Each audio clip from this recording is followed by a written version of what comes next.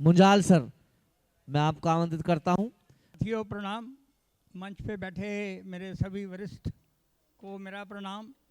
सुबह अनिल वस्सी आए, प्रसन्न हो गया मन। तो मैं कई बार सबसे पहला वक्ता होता हूँ, आज सौभाग्य है कि मैं आखिरी हूँ। तो मैं बेसिकली एक अपना परिचय दे दूँ। मेरा नाम राजेंद्र मुंजाल है। मैं बैंक में एक अच्छा एग्जीक्यूटिव पद से रिटायर हुआ और प्रैक्टिकली हॉल में मैं लगभग फ्री में सर्विस देने वाला अपने आप को कहता हूँ।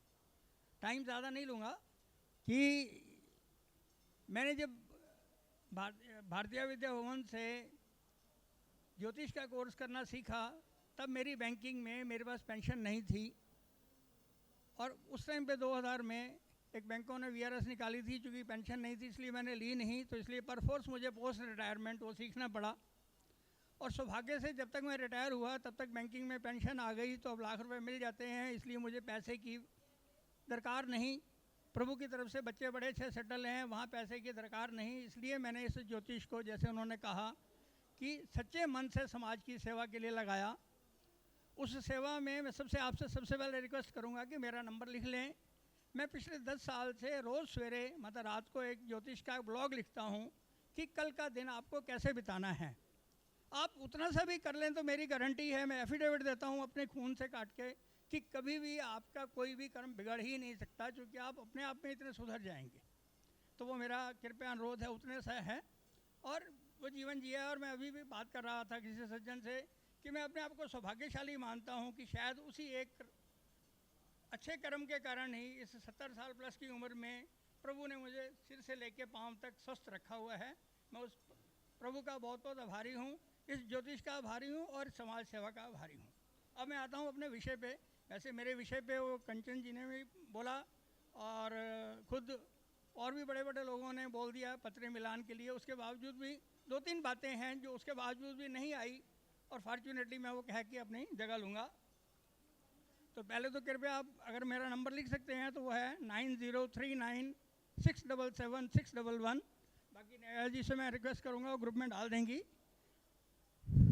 आजकल हम क्या करते हैं, हम ज्योतिषियों के पास सॉफ्टवेयर मिलाने के बाद ही पत्री मिलान के लिए लोग आते हैं। कोई भी ऐसा आदमी नहीं है जो एसओ से या किसी न किसी से चेक करके ना आए। और उसके बाद भी हम आम बात है कि 32 गुण मिले, 34 गुण मिले, टूटते हैं रिश्ते। तो क्या क्या हम ना देखने की गलती कर जाते हैं। मैं उस पर सिर्फ विचार डालूंगा 2 मिनट में। तो मेरी ये रिक्वेस्ट है कि जब हम वो गुण मिलाते हैं तो पहले 4 में से गुण मिलाएं, फिर पहले 5 में से गुण मिलाएं। 10 में से कितने नंबर बन रहे हैं, 15 में से कितने नंबर बन रहे हैं, 6, 7, 8 को भूल जाओ, आपका जीवन चल जाएगा। उसके बाद हम बेसिकली मंगली देखना ही देखना होता है और मंगली हम सब देखते हैं, देखना भी चाहिए। क्योंकि अगर कोई जातक तीनों रूप से मान लो मांगलिक है, मान लो कोई जातक तीनों रूप से मांगलिक है, सूर्य से भी मांगलिक है, चंद्र से भी मांगलिक है और लगन से भी मांगलिक है, तो 99% विधवा या विधुर होने की संभावना उसकी रहेगी। बहुत बड़ा सूत्र है। सप्तम भाव पाप कर्त्री है। तो मैं ये गारंटी देता हूँ, मैं ही गारंटी दे सकता हूँ कि जीवन में खटखट खटखट खटखट तो चलती ही रहेगी।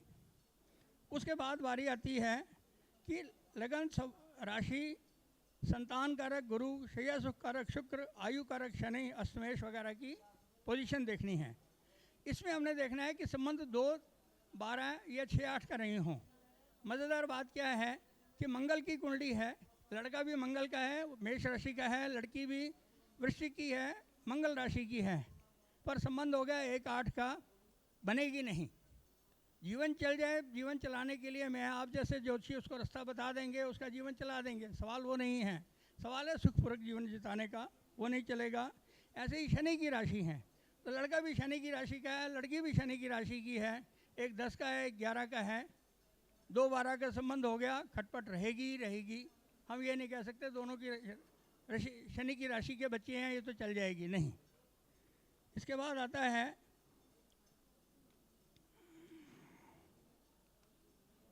एक हो गया।